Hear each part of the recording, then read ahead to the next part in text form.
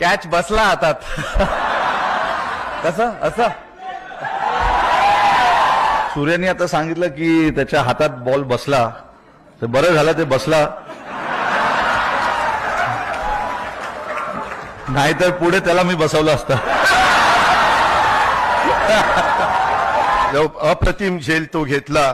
रोहितनं सांगितलंच नसता घेतलं तर तुला बघितलंच असतं, पण रोहितनं एकट्याने बघितलं नसतं, आम्ही सगळ्यांनीच बघितलं असतं. आमचे लोक फार वेडे आहेत. जिंकल्यानंतर एवढा उदो करतात आणि हारल्यानंतर दगड मारायला कमी नाही करत.